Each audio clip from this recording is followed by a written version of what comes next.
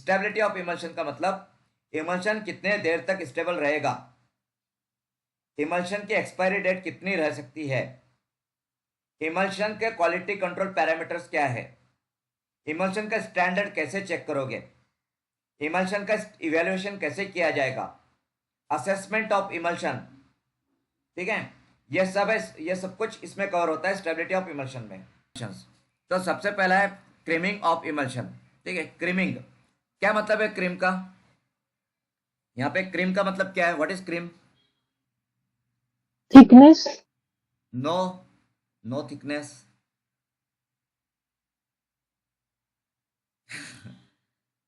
मलाई मालूम है, मलाई, मलाई मालूम है क्या? Yes yes sir. दूध में आती है ना, यस।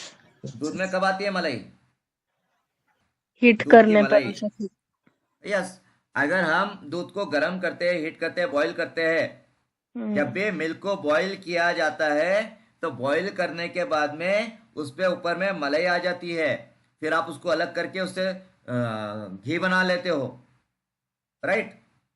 तो यस सर। मलाई, तो दूध जो है मिल्क, मिल्क ये इमल्शन है, डू यू नो, पता है आपको?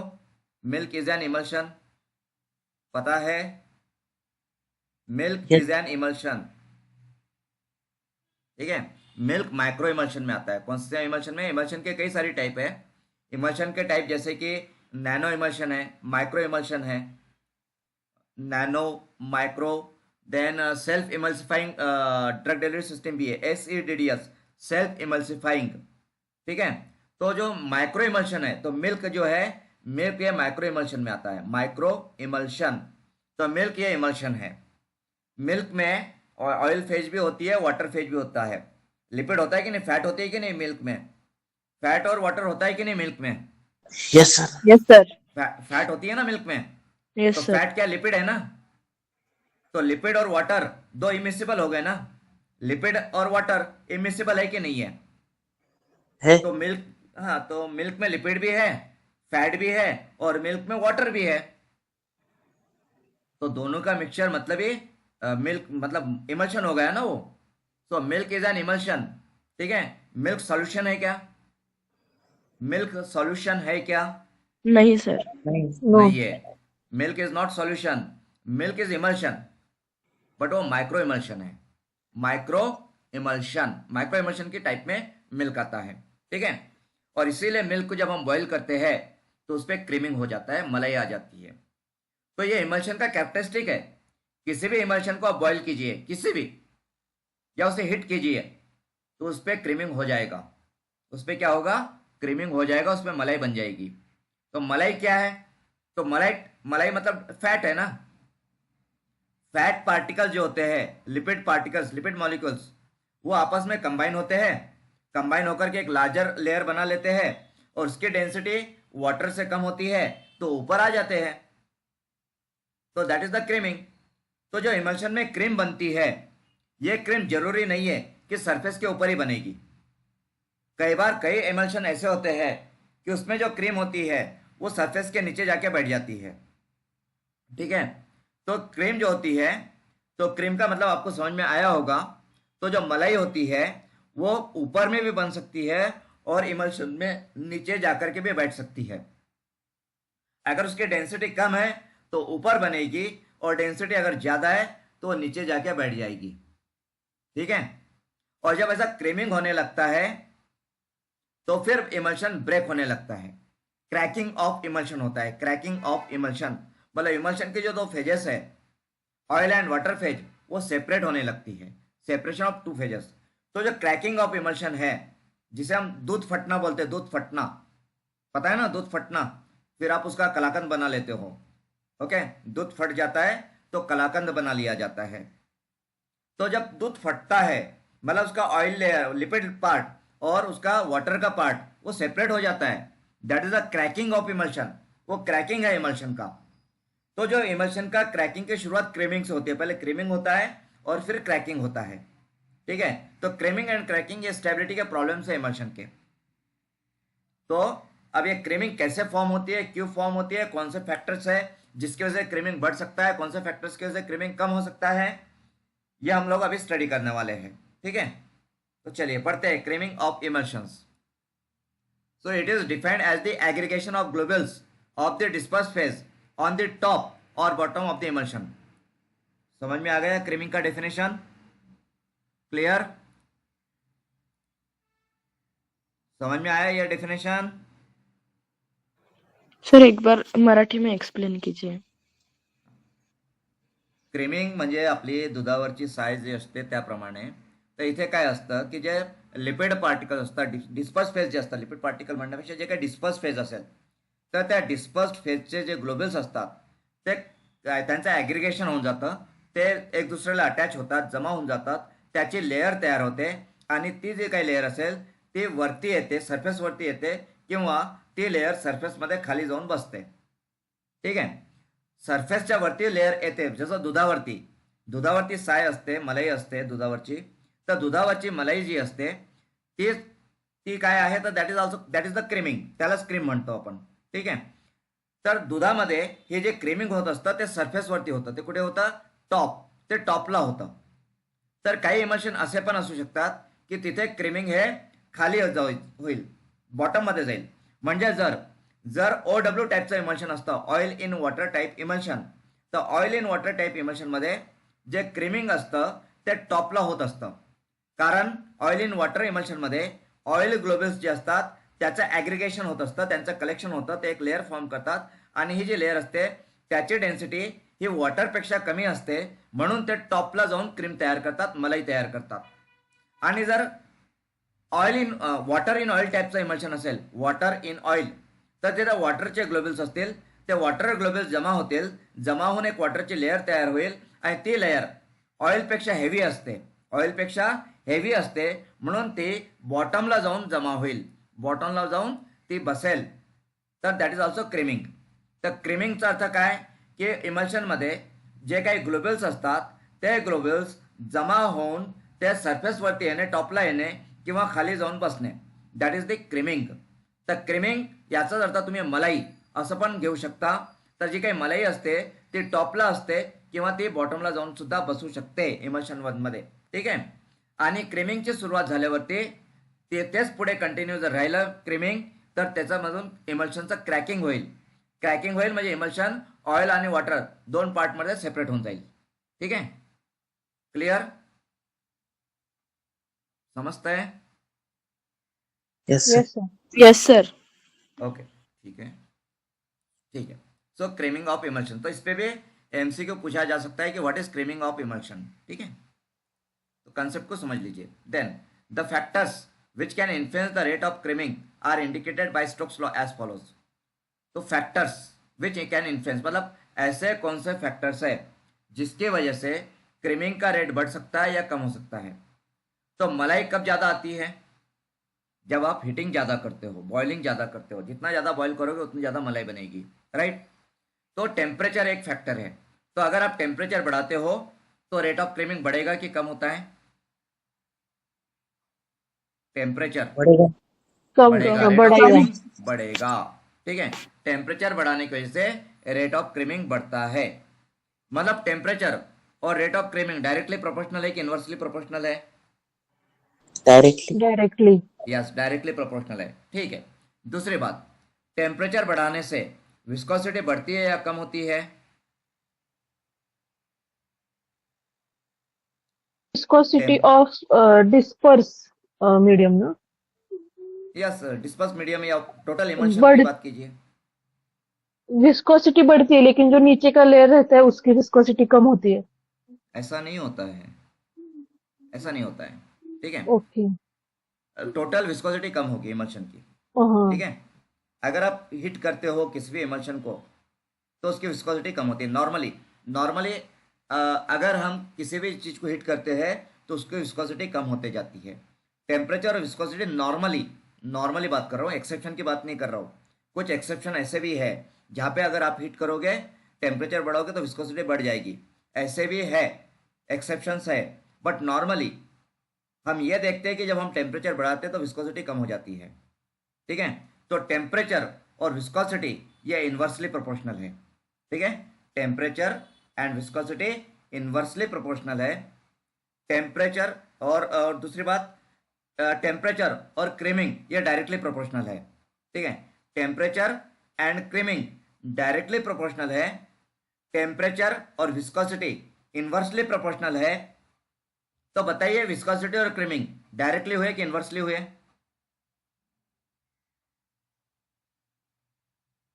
समझ में आ रहा है मैंने क्या पूछा? डायरेक्टली। देखिए Inversely.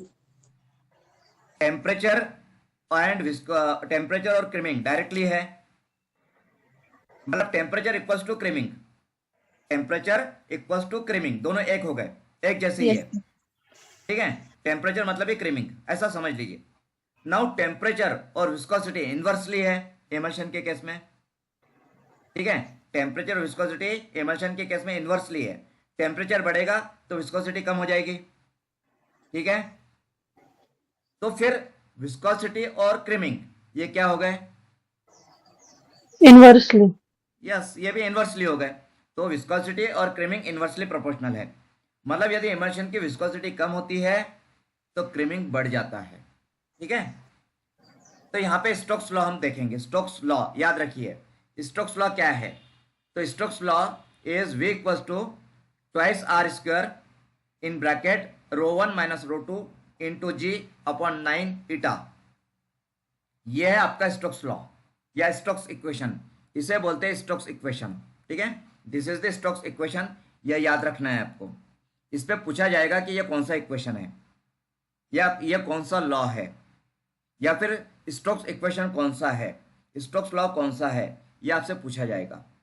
तो यहाँ पे V equals to twice r square ρ1 minus ρ2 into g upon 9 eta.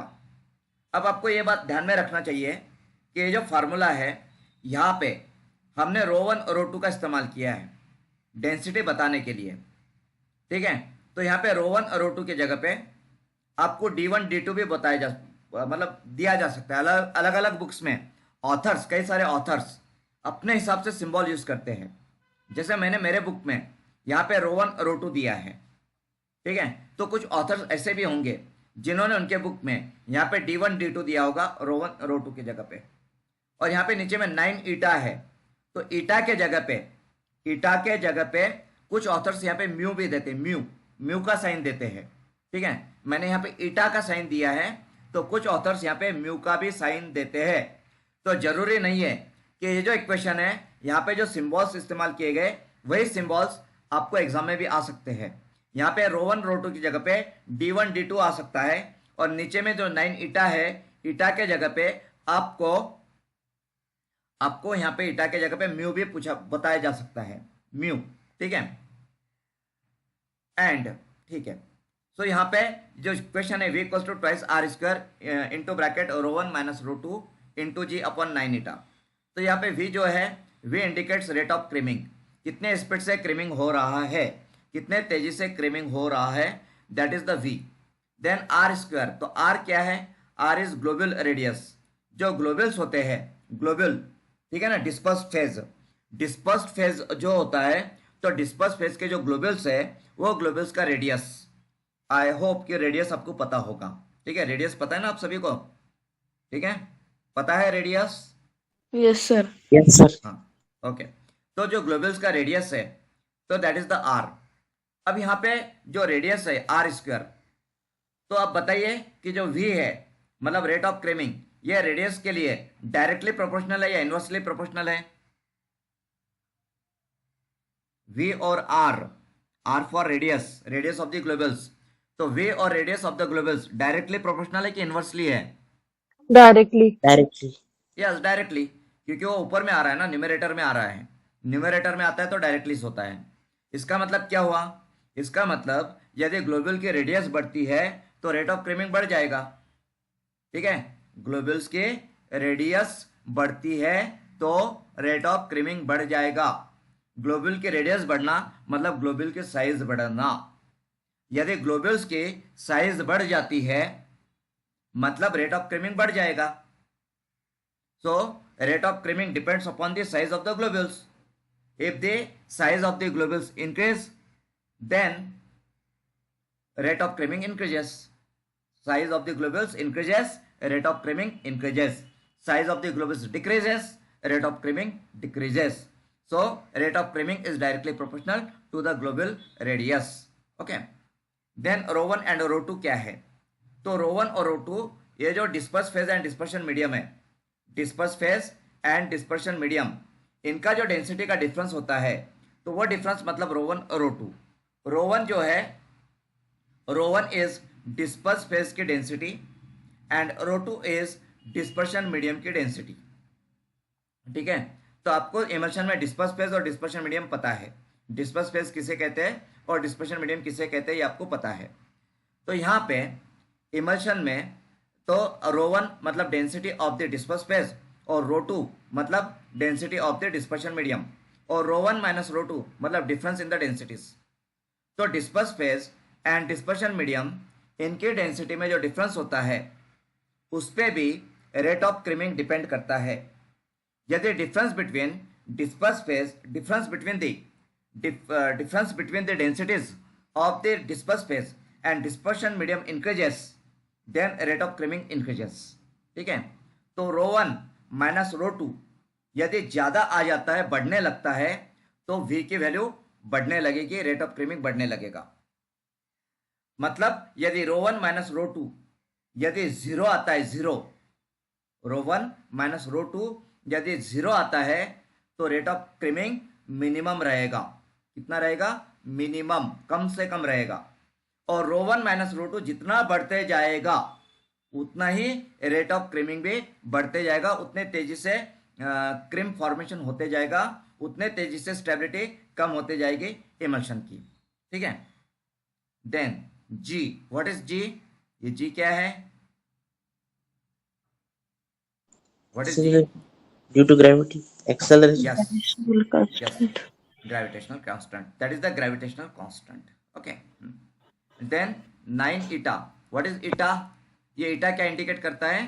तो ये eta यहाँ पे विस्कोसिटी इंडिकेट करता है. ठीक है. विटा that eta that is the viscosity of the dispersion medium. Dispersion medium जो है एक्सटर्नल फेज, उसकी विस्कोसिटी मतलब eta. तो हमने पहले भी डिस्कस किया है कि v और eta ये इन्वर्सली प्रोपोर्शनल है. They are inversely proportional. Viscosity कम होगी तो रेट ऑफ क्रीमिंग बढ़ जाएगा. इन्वर्सली प्रोपोर्शनल है. तो विस्कोसिटी कम क्यों हो सकती है? अगर हम हीटिंग करते हैं, बॉइलिंग करते हैं, टेम्परेचर बढ़ा देते हैं, तो विस्कोसिटी कम होती है, और विस्कोसिटी कम होगी तो रेट ऑफ क्रीमिंग बढ़ जाएगा, क्योंकि v और ये जो 9 eta है, eta मतलब विस्कोसिटी और v ये इन्वर्सली प्रोपोर्शनल है. ठीक है. तो स्टोक्स लॉ समझ में आ गया आपको? क्लियर? समझा है? Yes, sir. ओके. तो स्टोक्स लॉ के जो पैरामीटर्स है, आर है, रो 1 रो 2 है, देन ईटा है. अब जी को तो हम कुछ नहीं कर सकते हैं. जी को चेंज किया जा सकता है क्या? तो जी के लिए कुछ नहीं है, वो तो कांस्टेंट रहेगा ही रहेगा. हम क्या चेंजेस कर सकते हैं? तो इमल्शन की स्टेबिलिटी को बढ़ाने के लिए हम लोग आर को बदल सकते हैं, रो को, रो 1 रो 2 को चेंज कर सकते हैं, या ईटा को हम चेंज कर सकते हैं. ठीक है. जी को तो हम कुछ नहीं कर सकते, उसको चेंज नहीं किया जा सकता. ओके. चलिए आगे देखते हैं. Now factors affecting the rate of creaming. तो ये हम लोगों ने डिटेल में अभी डिस्कस किया है, इसको पढ़ लेते हैं. So the rate of creaming is directly proportional to the radius of the globules. Second point, greater the difference in densities of the disperse phase and the dispersion medium, more will be the rate of creaming. Then the rate of creaming is inversely proportional to the viscosity of the dispersion medium. Then emulsion should be stored in cool place because the rise in temperature reduces the viscosity, which may lead to creaming. Also, emulsion should not be frozen because it may lead to cracking. Okay. तो यहाँ पे stability of emulsion में first हम लोगों ने creaming को study किया. Then next हम स्टडी करते हैं क्रैकिंग ऑफ इमल्शन. क्रैकिंग का मतलब होता है इमल्शन ऑयल और वाटर के फेज में